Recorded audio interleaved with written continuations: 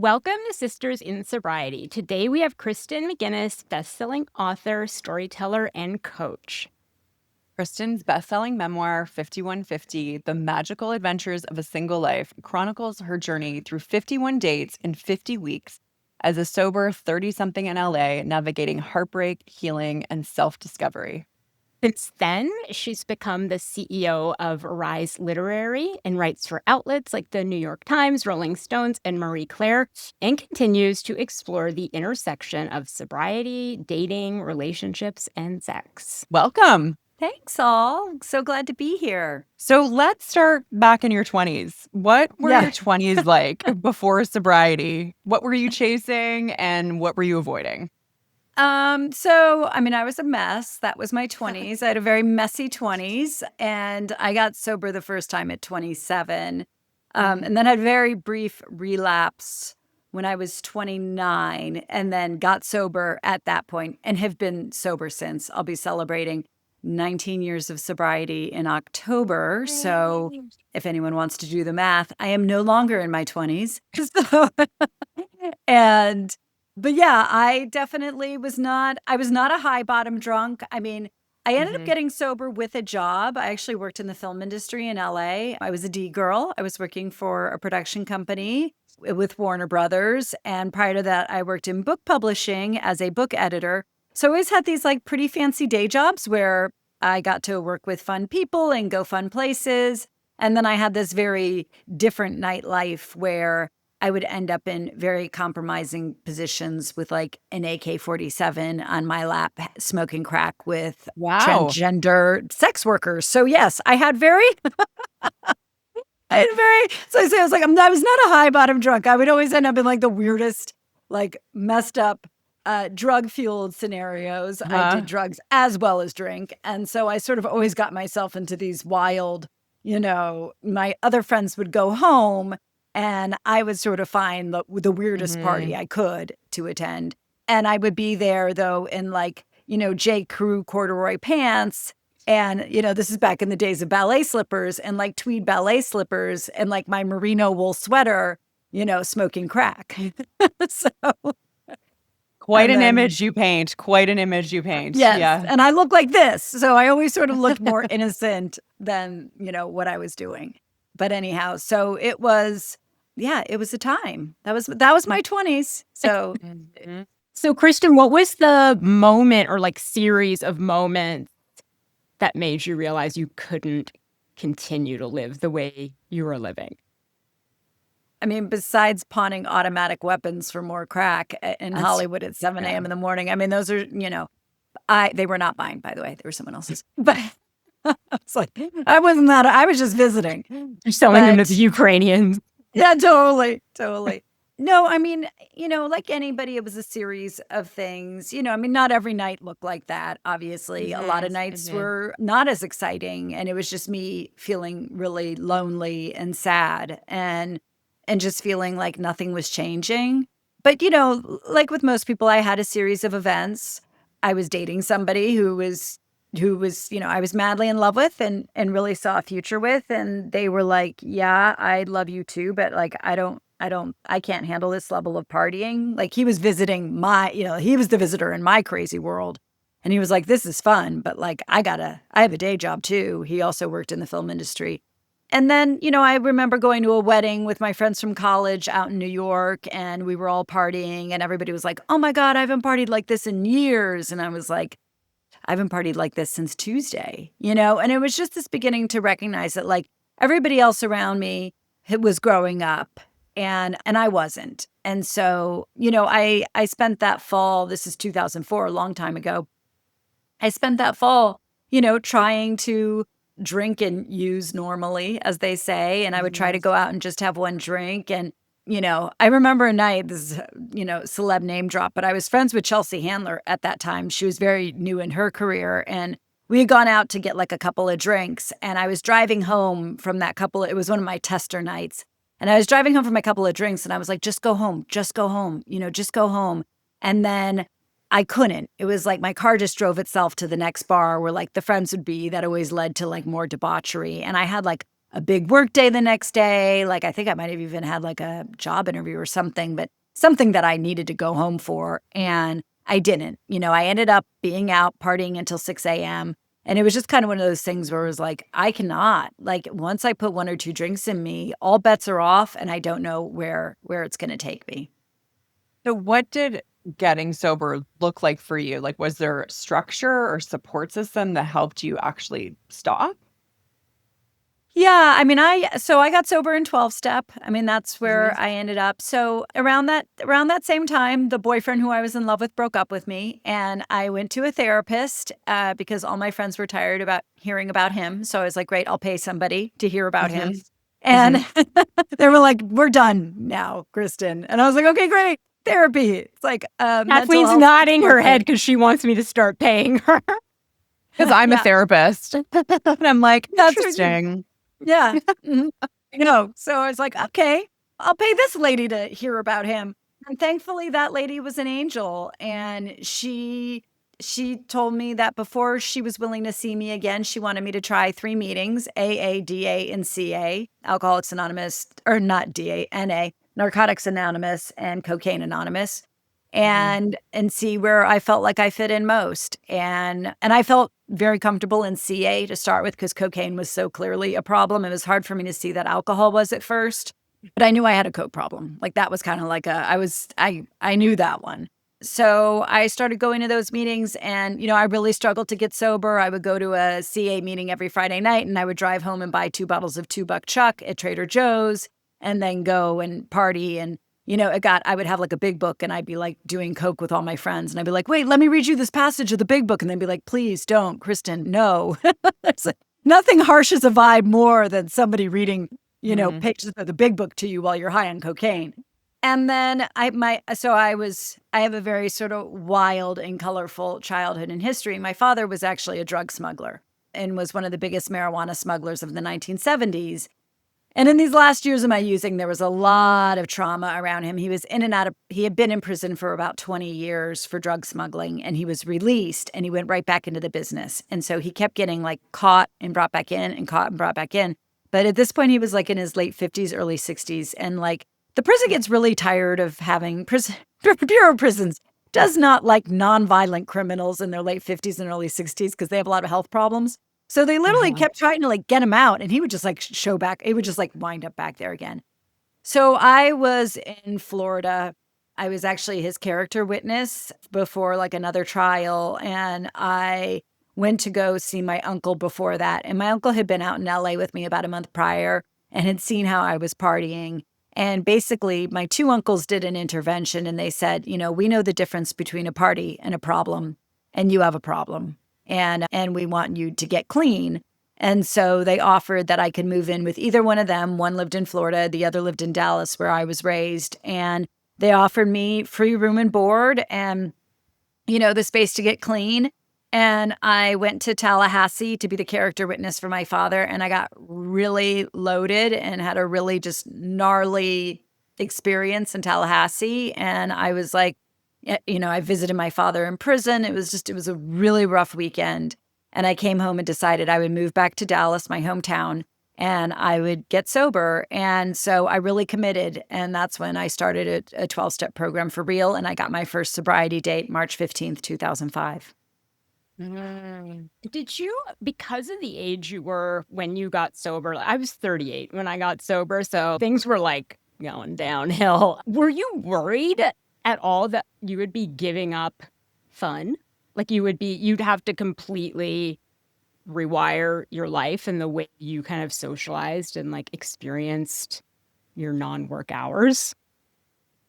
Yeah, I mean, certainly. I didn't know what fun in sobriety was. I mean, I had been drinking and using since I was 17 pretty consistently. In my college years, like I was a partier, like there are those people in college who were like the partiers, and that was my group of friends. So the idea of sobriety and fun was just terrifying. For anyone listening, though, what I discovered was like I ended up having so much fun in sobriety. And I think even more than other people did because I just lucked out. I moved home to Dallas. I ended up becoming friends with a group of women. Almost all of us are still sober that I know of. which is amazing over 20 years later. And I think it's because we basically built a foundation of fun in sobriety. So we would go clubbing, sober. We would go clubbing until like 3 o'clock in the morning because we had all this energy, right? Like you get sober and you don't know what to do with yourself. So we would, in Dallas, we would go to these nightclubs. People would be like, what are you people on? We would get dressed up in like crazy costumes. We would have costume parties. Like we would go to bars and dress up like in wigs. And my friend Eileen and I, we would dress up as these characters, Dolly and Polly. And we would go, I would wear a hot pink wig and she would wear an electric blue wig. And then we wore like black and white stockings with like an all black outfit to these very preppy bars in Dallas. And people would be like, who are these freaks? And we just loved it. Like, and so we had these weird hair extensions we would wear with like ski goggles, and we would go to clubs, and we just like had so much fun. It was like we really reconnected to our childhoods and just being like fun and silly. And so for me, that just married. In the same way that, later I had a sponsor who said like, we go to meetings every day to train our feet when we're new in sobriety. I also really had this thing that like, I went to bars and clubs early in sobriety because I trained my feet on how to have fun and stay sober. So, the idea of going to a bar was never a weird thing. My husband is also long-term sober. We always have alcohol in our house for friends. Like that idea of being afraid of alcohol is like just never been part. He had a very similar like early sobriety. He got sober working in a bar. And so like, and having fun, and just never seeing that you had to give up and we were like in our 20s, right? So never feeling like we had to give up like our 20s to be sober. I still went out to bars and, met boys and had fun and went on dates and went to clubs and just like was really able to marry those two things. That's amazing. It's not something I hear very often, actually, that people are able to do that. So that's incredible that you were just like, I'm going to make my own fun. Were you ever tempted by still going to bars when you're trying to maintain your sobriety? Not really. I think had I been doing that alone, yes. But I was going there with a lot of girls, So I think that's like the biggest piece about getting sober, especially when you're young. At any age, right? It's all about community and really having people that you connect with and have fun with. So like we were all there together. It didn't really matter. Like the peer pressure was to stay sober. The peer pressure wasn't to drink. So the drink really didn't look that interesting because we were having so much fun without it. It just really removed that desire. And I think like really rewired our brains in a really beautiful way that we just never saw that we needed it to have fun because we were having so much fun without it. And like I say, that just built a whole foundation. Me and my sober crew now, years into our sobriety, years into marriage and parenthood, we still get together and do karaoke, and we like go, it's like our thing. Like once every few months, we will find the time to like go to karaoke. We go to karaoke bars. We all sing like Dead Cold Sober in front of like audience. Like I later in my second round of sobriety moved back to LA and found a very similar group of people in sobriety in LA where we just like all had so much fun together that like the idea that we needed a drink to do it just wasn't necessary. Well, that's amazing. I love that you found that path, and I'm really hearing you that like community helped ground you basically through that time. Yeah, and I think no matter where you are in your recovery and your sobriety, community is the key piece of it. If you're alone in it, it's really hard to stay sober because you're lonely and, and you're going to go back to the things that gave you comfort. But if you find community, then you find comfort in that community. And then the drink and the drug just don't seem as tempting, but also you're able to begin to build a whole new life in recovery that does feel, I've always said this, that like, I think at a certain point in my recovery wasn't about abstaining from drugs and alcohol. Recovery was about loving life sober. And that's still true for me today. Like, I love that I get to be a sober parent. Like, I love that I get to experience the joys of parenthood completely sober. And not that it isn't, I have a 6-year-old and a 10-year-old. Not that there aren't moments of frustration where you wish you could take the edge off. But I'm like, what would that really do, right? Would it allow me to navigate this stress any better? No. Would it allow me to be more present to whatever they're going through? Definitely not. So though it might take an edge off for me a little bit, at the end of the day, I would really be doing a disservice both to myself and to them and our relationship as parent and child to be numbing that experience. So yeah, I mean, my husband and I have both been through a lot in sobriety. And I will say, I don't think either of us have ever thought it was going to be made better by a drink. Right. Right. We're going to switch gears a little bit and talk Yeah. about dating and relationships. So in 5150, you made a pact to go on 51 dates sober. What spurred that decision and what did it represent for you? Well, it's so funny now. All these years later, I've been married for 13 years. But no, at the time, when I got sober, I had already been single for quite some time. I mean, I had that in love moment prior to getting sober, but it was a very short fling. I really hadn't had a serious relationship in years. And then I got sober and I stayed single. And so I was at that point, I basically gone my entire 20s. I was then 30. And I still, I hadn't had a boyfriend in a very long time at that point. I was also a writer, so that was true. I had been working in book publishing for years. Then I worked in film development. I had written a bunch of screenplays. I had yet to have anything sell or be produced. And so I decided I wanted to write a book. And I thought, well, what a better deal than to write a book about trying to get a boyfriend. And by the end of it, maybe I'll get a book deal or a boyfriend. I ended up with both, but not not directly. And so I set out to, go on a date a week and write a book about it. But what I'll always say about 5150, and I do think it's what makes it different and special, is that early on in the book, I actually started dating somebody kind of, quasi-seriously. I liked him a lot. And then we broke up after maybe about a month. And he's in the book. He's a character in the book. And I had a boss at the time who said, I want to set you up with somebody. And I thought she meant a date, and it wasn't. It was her therapist. And I began to see this therapist who is still my therapist to this day. I just had a session with her yesterday. I mean, it's been almost 20 years. And she was both a therapist, but also she was a shamanic healer. She had been trained in Peru and was a curandera. And so I began doing all of this really deep, I was doing talk therapy the way I had done for years. If your father is in prison for 20 years of your life, you end up in therapy sooner than other people. So I think at 16 is when my mom put me in therapy. But I had never done any kind of metaphysical energy work. This is 2007. Some of this is a little bit more common now. We pull tarot cards and oracle decks. But at that time, laying on the ground doing vision work with stones in my hands was not a common practice. And so I made that part of the book as well. And then I began to go on these dates with my family members, including towards the end of the book, my father. It was the one time I saw him ever out of prison. He passed away in 2009 after I had written him, and right before the book, about a year before the book came out. But so that ended up being our lone date. So, the dates ended up, at one point, somebody actually asked me well, what constitutes a date then? And I said, anything that brings me closer to true love. And so the book was both about the dates, because I go on a lot of first dates and a few second and third dates. But it was also about these other ways in which I was finding healing and really beginning to grow as a woman who was new in recovery, who only had a year back, who was just trying to find my way in the world again and how to be a grown up and how to show up for a relationship, and, ultimately wrote that book about it. So you talk about dating, I know all about this, the wrong kinds of men. Yeah.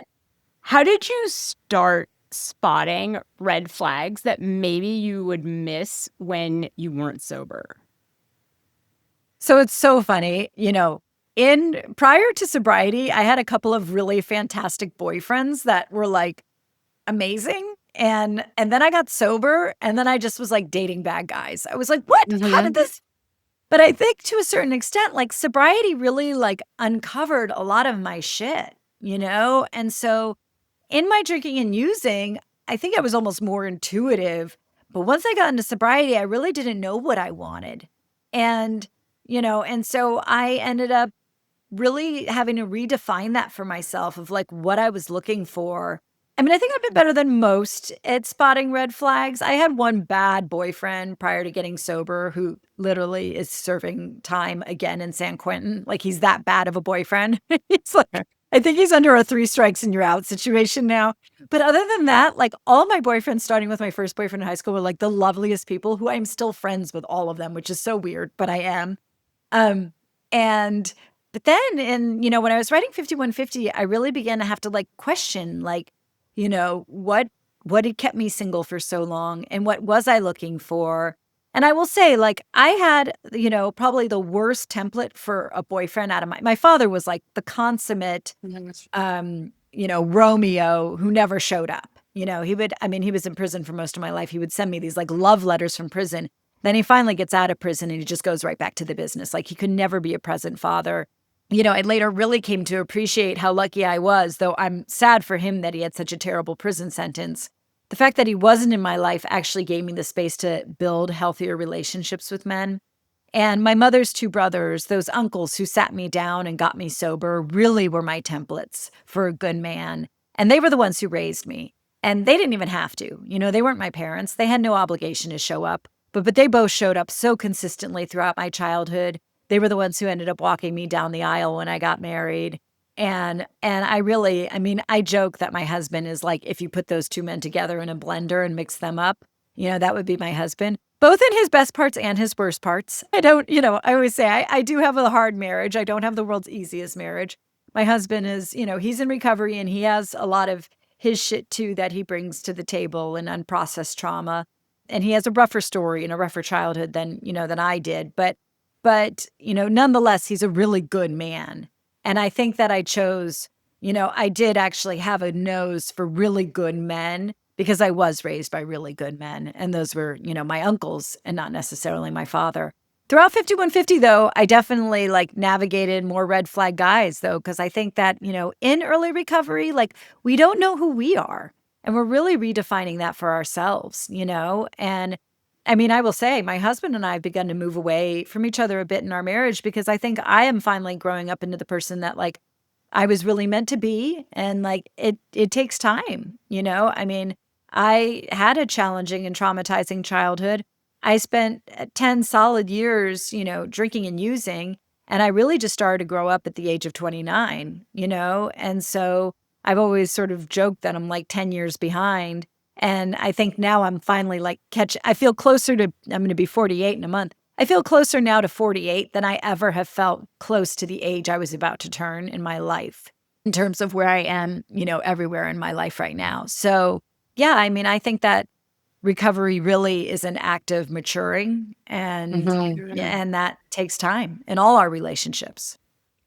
Wow. So what was your most surprising takeaway from that year of dating? I have had a year of dating and I don't have enough distance to have a healthy perspective. So what was the most surprising? My takeaway right now is humanity is not in good shape. But what was your takeaway from your year of dating?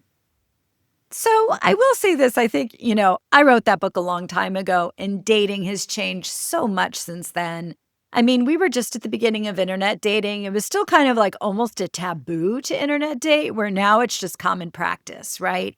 And I think internet dating, because it's offered so much anonymity to people, it's also allowed for a lot of bad behavior. It's like trolling on the internet, people just allow their facelessness to give them like free, reign to behave badly, which I guess goes to show that that was probably always there. But, it certainly didn't show up in the same ways that it does now, where like so many of my friends feel traumatized by the dating process. I think for me, I was less traumatized. I think I was really more, and I do think it's different. I will say this.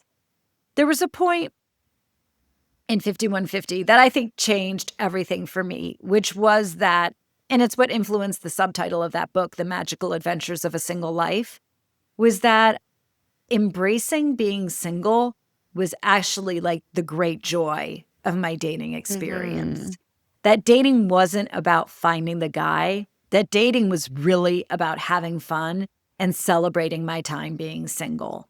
And that like the more time I had to do that, the less expectation and pressure I would put on these dates to be successful or to turn out the way I think I wanted them to, which also made me not be so obsessed with the guy being the right one and allowed me to have some distance from like, hey, is he? Because if he isn't, it's not that big of a deal because I'm having so much fun anyway. I don't freaking care if he's the right one or not, you know? So, and I remembered at one point I was actually in a meeting and a woman saying, you know, she was like, I remember when I was newly sober and I was living in a studio apartment and it was just me and I felt so lonely and I couldn't wait to have the husband and the kids and the dog in the house.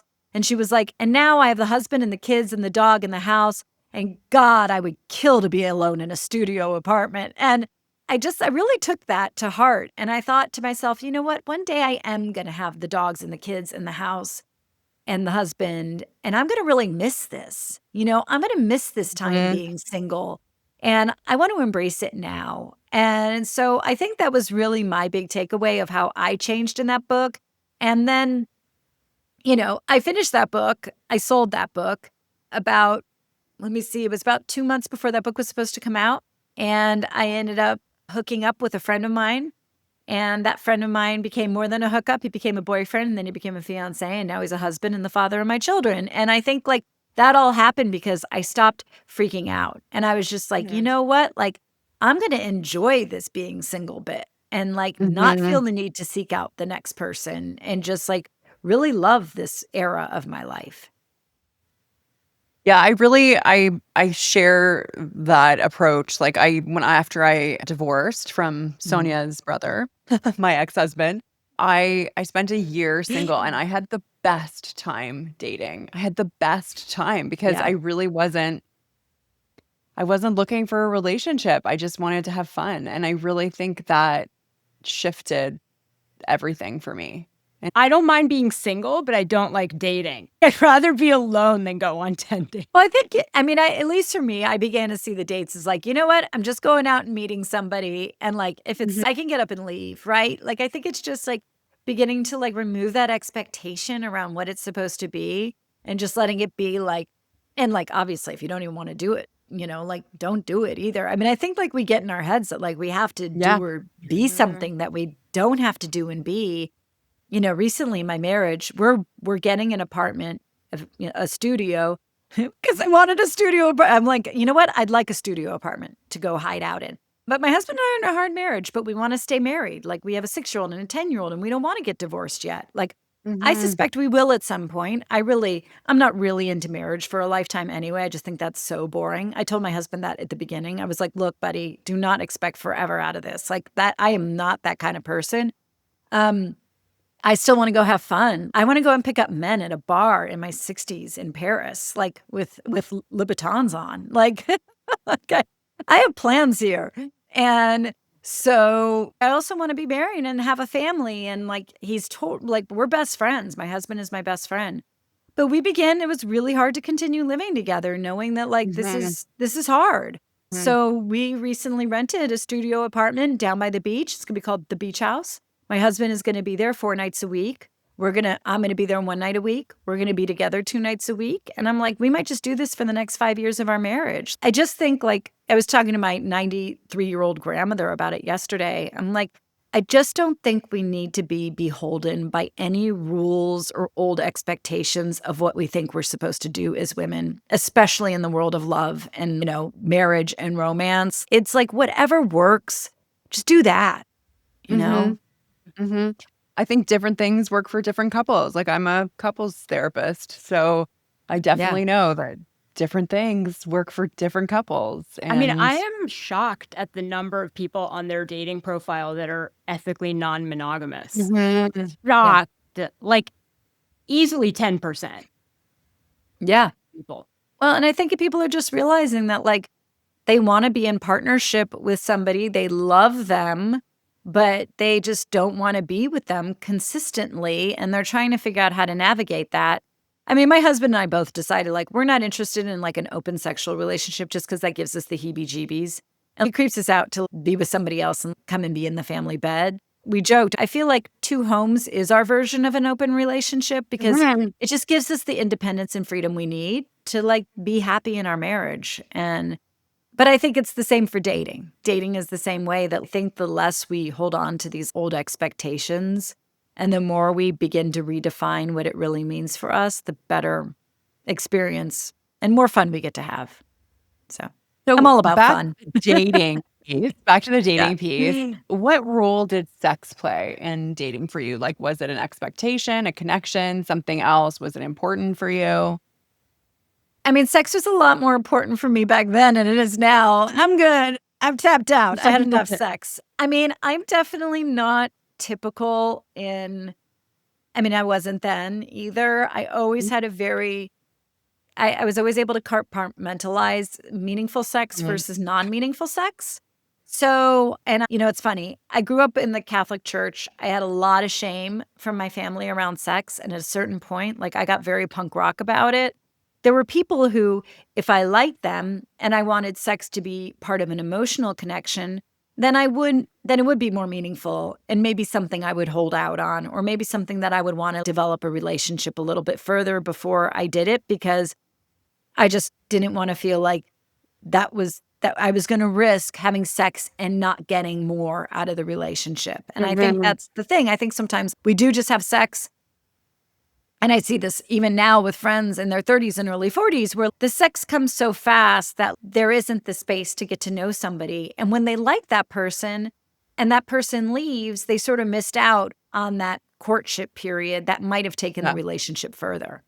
There were also people that honestly I have met and I would never want to date, but I totally wanted to bang. And I think for me, I always had a friend, the author Jen Pasteloff, and she's like, I don't understand how you can enjoy having sex with a stranger. And I'm like, oh my God, it's like the best. Because there's like no, like, I do not want them to call me the next day. I did not want anything more from the relationship. I didn't have to even have that in my brain. And it could be this really awesome carnal experience of just wild desire, because I wasn't like, I didn't give a shit what happened, And so I was famous, like in college, they called me the hunter, because I would walk into like a room and I would see the guy on the other side of the room and I'd be like, I'm going to fuck him tonight. And my friends would be like, Kristen.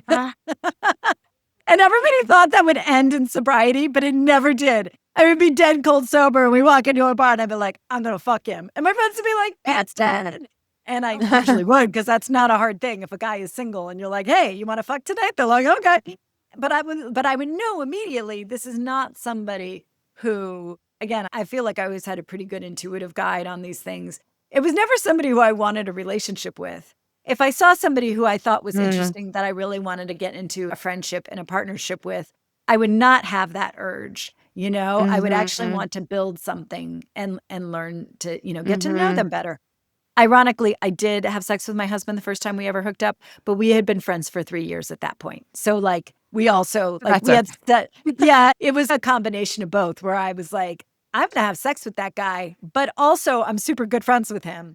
And our relationship just like turned very quickly from one of like really loving. I mean, we had a really loving and lovely friendship. And then one day I just saw him. We were both in a meeting and I looked at him from across the meeting and I was like, him. And just all of a sudden it was like Cupid's arrow hit, So. I love that. So what does intimacy mean to you now, and how has that evolved? I mean, we've been together for 15 years, and I would say there's not a lot anymore. I mean, it's part of one of the reasons that our marriage is, we've had a really hard marriage. My husband has severe unmedicated ADHD. And I say he has a severe case of ADHD. I have a severe case of being 47 years old. And like the things that I could ignore or manage when we were younger and didn't have as much responsibility on our plate have really changed, And so my husband is awesome. My husband is really one of the most special people I've ever met in my life. And I'll get teary-eyed saying that. Like, I love him so much as a person, truly. We were driving yesterday to drop my daughter off at camp. And it's like this twisty, turny road. We live up in Ojai, California, about an hour and a half north of LA. And so it's like these kind of mountainous roads. And there had been a construction truck that had dropped all this debris. So there were these huge pieces of bricks in the middle of this 2-lane freeway, but still, and debris, all this stuff. And my husband pulls the car over on the way back from dropping our daughter off at camp, gets out into the middle of the freeway, and starts removing all the debris himself, like by hand, just like chucking everything out of the way. And then like I got out to help him because I didn't want him to get hit. So I'm like flagging down cars as they're approaching him. so that they could maneuver around him. But like, he just like, that's who he is. Like, that's who he, like, he's just like, and I've always said that, like, if ever there was an apocalypse, like there's only one person I know I would want to go through that with. Like my husband is, I mean, one, we would survive, but also he's just such a compassionate, caring, amazing person. There are so many people who are alive and sober today because of him. He's totally that person who would walk up to any newcomer we always protect women in meetings. Like the way I met him is I was a newcomer and he was like, "Hi, you're new here." And I was like, "Oh, he's cute." And he was like, "Meet my girlfriend, Karen." And I became friends with Karen. Karen loves us. There was never any drama around that. They'd broken up long before we ever got together. And she was like, "Oh my God, I always wanted Terry to marry someone special." And so, he's an amazing person.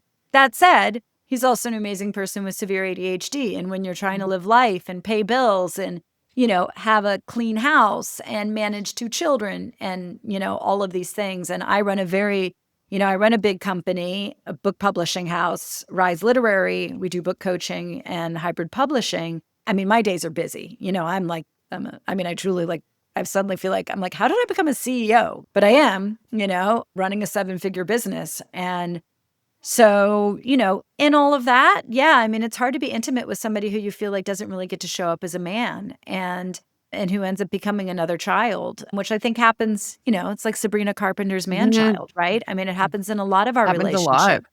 Yeah, where it's hard to be sexually attracted to your third child. You shouldn't be, I mean, I always say he's like a 17-year-old boy and it's hard to be attracted to a 17-year-old boy, even, when he is an amazing partner and friend. So, so intimacy has changed a lot. And, I'm always open to my husband's growth and being able to show up. And as I've said to him, I'm so busy. I don't want to have sex.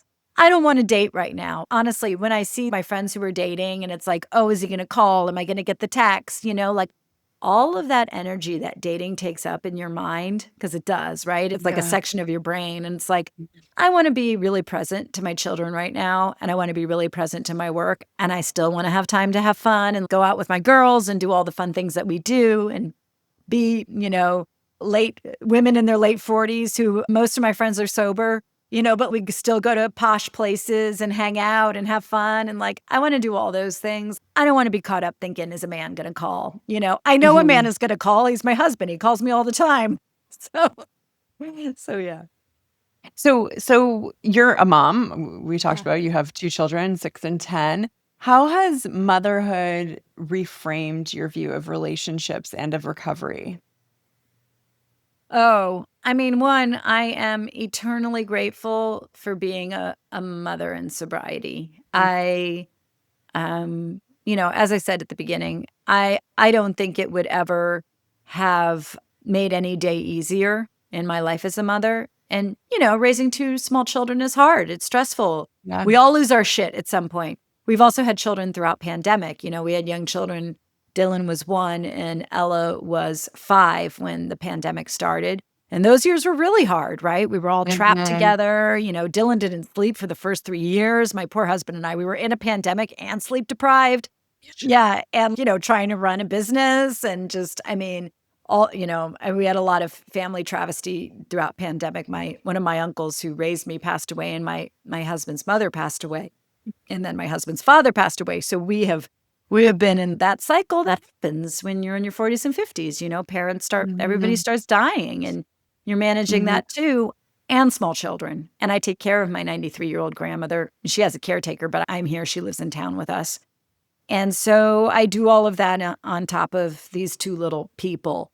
I can't imagine managing all of that and drinking. I just can't. I just can't. Yeah. I don't see a world in which that's healthy. I don't see a world in which I get to really connect with them. And I am, there was a speaker I once heard years ago who said that if you turn over anything in my house, including my children, at the bottom of it, it'll say property of Alcoholics Anonymous. And I cry every time I share that because it is so true. They are here because I got sober and I get to stay present to that gift through my sobriety. And it is truly like one of the reasons why I do want to stay married. My husband, his parents were together throughout his childhood and he has a sibling, a younger brother. So, he got the experience of a family with 2 parents, 2 kids, but I didn't. I never got that. I was an only child. My father was in prison. My mother worked all the time, and I was raised by the grandmother that I now take care of. So I never got to have that nuclear family experience, and I love giving that to my kids. I love family even when they're stressful, because some of them are, right? But I love family vacation. I love when the 4 of us are out having fun. I love going for bike rides and hikes and going to the beach. And I really just, I love the fun with my family, and I love giving that to them. And that's why, yes, there might be another relationship down the road that brings me the intimacy and romance and the sweep me off my feet that I don't get in my present relationship. But I am committed to my marriage because I am committed to that family. And I'm committed to getting to do it in recovery. I mean, that's another piece. My husband is sober. So, my kids have known AA for a very long time, but I always say, and not that my husband and I don't argue about parenting, because we have, the screen is a big debate in our house. My husband is very much like, no screens. And I'm like, that's not fair. But there's a lot spiritually that my husband and I agree on, because we both have our spiritual formation in a 12-step program, and we share spiritual principles. And that's what we share with our children. Like our son, our 6-year-old was in the back seat yesterday watching us clear the road. That's the model of service and recovery that they see every day in their lives. Yeah. My daughter, we've already seen it like years ago. My daughter made friends with this boy, and we'd heard all about him. She was in 1st grade. So it was like Luca, her boyfriend. We didn't know who Luca was. Luca comes to her birthday party. We discovered that, Luca's on the spectrum. Luca's pretty much nonverbal. Nobody in the classroom had befriended Ella's best friend. Still to this day, he's Ella's best friend. I'm now best friends with Luca's mom. We go on vacation together. We're all very close. But that was because Ella was the kind of child who was generous to see past differences. They call her the Luca whisperer. She was generous enough to see past differences and embrace a child who she has such a deep bond with, And so I say that's a gift of sobriety. We're raising kids who have just this exceptional vocabulary around generosity and service. And we got that vocabulary from 12-step. And so, it's one of the reasons why people might look at our marriage and be like, oh, Kristen, I'd like for you to have something more. But what they don't see is how much I get by sharing a family and a faith, really, that's born out of being sober. So speaking of recovery and service, which is part of your sobriety, what does sobriety look like for you today? Do you attend meetings? What is your self-care? How do you stay sober when you're balancing so many different roles now? So I don't really go to meetings anymore, which is not to say that I won't again. And I always say this. I mean, you could see how emotional I am about what I've gotten out of 12-step meetings. I will forever be grateful. I would not be alive right now. I mean, I know that. I would have died without that. And so I'm forever grateful to the program. And I also know that at this point in my life, it just doesn't fit in the schedule. And to continue to try and then be mad at myself because I didn't, I began to feel like I was trying to diet, right? Oh, I'm going to start on Monday and then not do it and then be shaming myself that you should have gone. And, and then I was like, no, it's okay. I'm sober. I'm not going anywhere. And I know that. I have a community. Pretty much 90% of my friends are sober or barely drink. It's just not even a big deal. I have 2 girlfriends, mom friends who drink. But when I go out with them, one of them will only have 1 drink ever. I'm always like, do you not want more? What's wrong with you? It's like, get this lady another. But there's just not a thing to them. So it's, and especially nowadays, I will say, being sober is so different now. I can always order a mocktail. I mean, I don't drink NA wine because I think that just is weird. Every once in a while, I'll have a sip of an NA beer, just if it's something special. My husband loves NA beer, and he's super stoked on all the choices he has today. But really, for me, it's I could still go out and have a good time and a great meal and a mocktail and feel like I'm just part of the crew. So, I have such a fantastic group of women, though, around me who are sober and are in recovery, and some attend meetings, some don't. So, again, I think the 2 pieces that I always got from recovery was, having community and having a spiritual program. I've worked the 12 steps, and that cleared a lot out of my life. It allowed me to see, my own side of the street. A lot of those early tools of the program I use all the time. I try to be somebody who says when I fucked up. I mean, running a company, I feel like is a lot of that, I really always try to own my side of the street. I could have, done this better, and also hold accountability where it's necessary. I mean, I expect that in turn. I really believe in honesty. My husband and I were talking about this yesterday because I caught him lying to somebody, and I was like, I don't lie. I just don't. I was a really big liar when I was using, and it's just a real hard no for me. And it's not to say that there aren't times where I have, but I really work every day just to never lie, So I think having those foundational pieces of a spiritual and an ethical program really helped to keep me sober, because that's, to me, the slippery slope of, I always say it's like working the steps backwards. You begin to stop taking responsibility, you start lying, you start losing your faith in a higher power. And then suddenly you get back to step one and you don't think you're powerless over alcohol or that your life is unmanageable, and then you're like, oh, I was fine. What was I thinking? And so I think for me, those things are so integrated into my life. And then having a spiritual program, which I do, and I continue. I just came back from a spiritual retreat in Ireland with one of my authors, Gertrude Lyons, who wrote the book Rewrite the Mother Code, which is a fantastic book. And she was doing a self-mothering retreat in Ireland. And we did all this shamanic spirituality and working with the fairies. And I mean, it was amazing, and that maintains that spiritual program for me. So, I really think those are the pieces of recovery and of sobriety that keep us sober. And, one day, being back in meetings will probably be a part of it. I have no doubt, when there's more time in my schedule. But for today, it's just not necessary. Thank you so much, right. Kristen. No, it was thank such you. a pleasure to hear you and hear your perspective and some of your journey. Thank you so much for joining us.